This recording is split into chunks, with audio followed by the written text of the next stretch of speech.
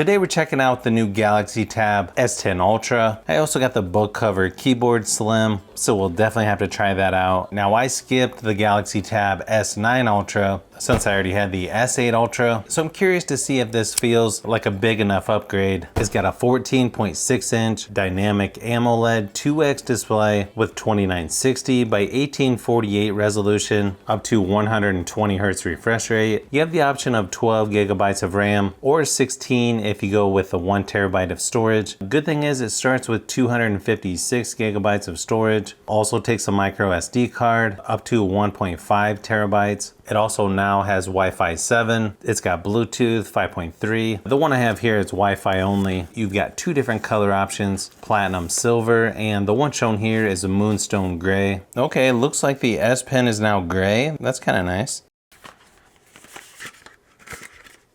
Of course, you have your USB-C to USB-C charging cable, micro SD card removal tool, and of course, quick start guide and terms and conditions. So the S Pen in this gray color actually looks really nice. It's got a white tip. You still have the button in the same spot. Pretty much the same S Pen as usual, just a little bit different color. Still has that nice aluminum feel to it on the back. Still feels fairly lightweight. Nice touch here to make it lighter where the S Pen goes.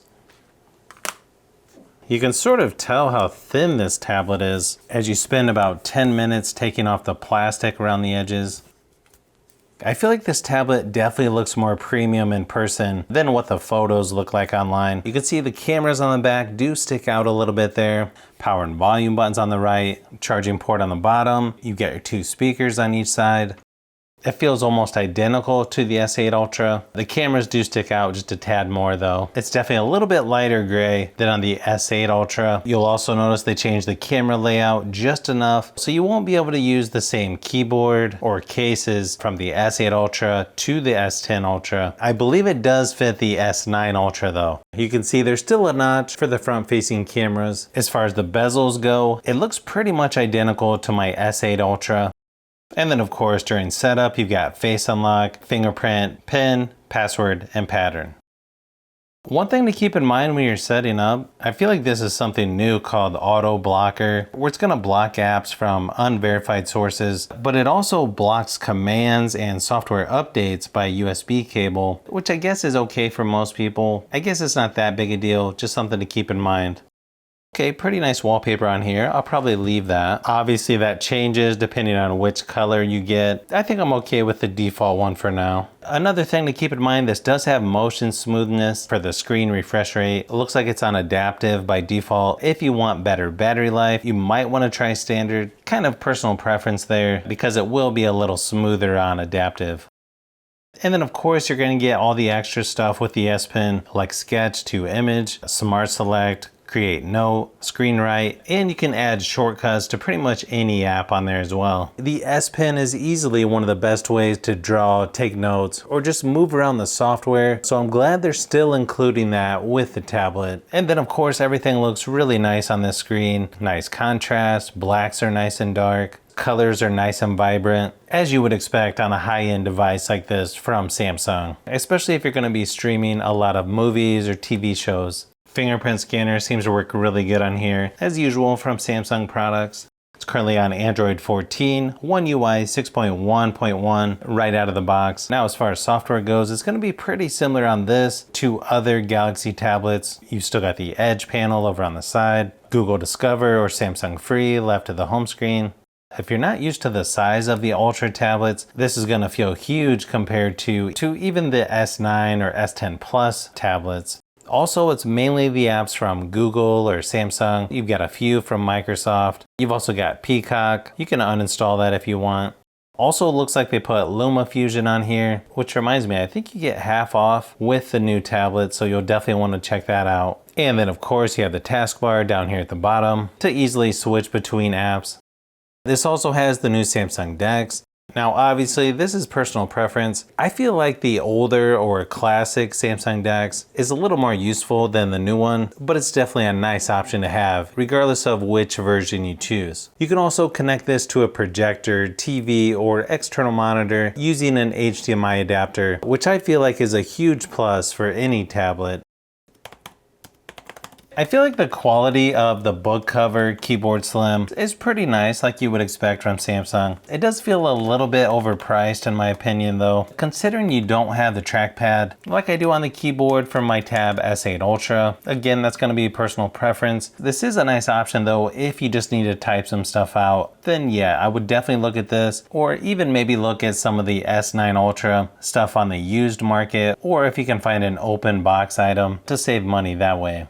If you just look at the benchmark results, I feel like this is pretty impressive at over 2100 for single core, over 7000 for multi-core score, and the GPU score is way higher than even my Tab S8 Ultra. But I will admit, my Tab S8 Ultra still feels like it's pretty snappy. I don't feel like it's that slow, so I feel like this is pretty impressive just compared to even 2 years ago. So this could definitely be a good option for video editing or playing games like PUBG Mobile and Asphalt Legends. I know some people aren't going to be too happy that they switched to the MediaTek Dimensity 9300 Plus processor. So anyone who is hesitant on this having a MediaTek processor over Snapdragon, I just don't think that's going to be an issue with this tablet. Just keep in mind, obviously with a tablet this large, it's going to be a little harder to reach things on the screen. But if you're using a controller, it's actually really nice to play on a larger screen like this.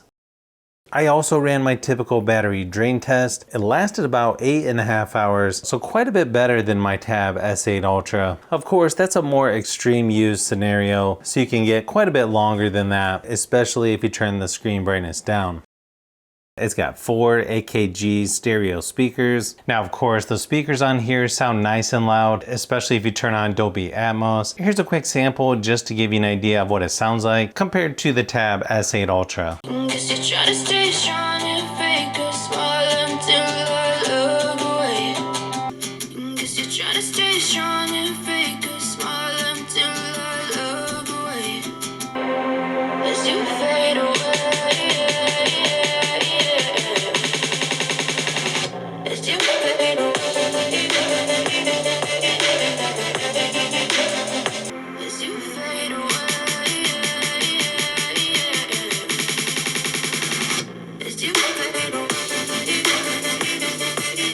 You have 2 cameras on the back, 8 and 13 megapixels, and then 2 12 megapixel cameras on the front. One of those is an ultra wide. Now in the camera app, you've got portrait, photo, video. For video, you can shoot up to 4K 30 frames per second. For more, you have pro video, single take, night, food, panorama, hyperlapse, and portrait video.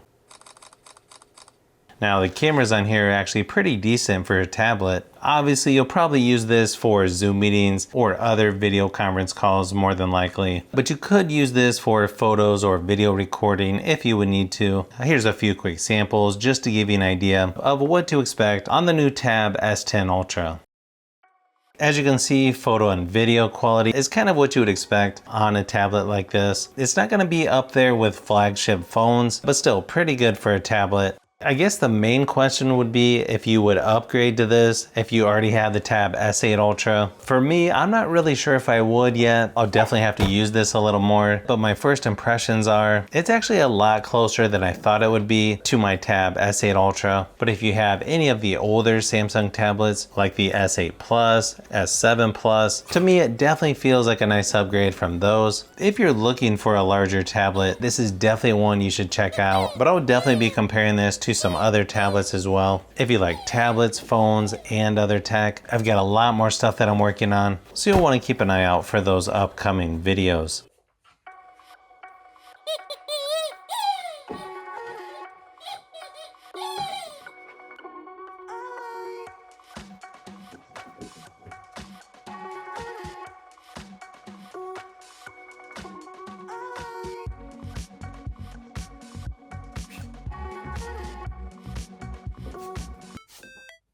So if you've made it this far into the video, you may want to say thanks by subscribing, and don't forget to give a thumbs up if this video was helpful. This is Brian from Fishbee Productions. Thanks for watching, and I'll see you on the next one.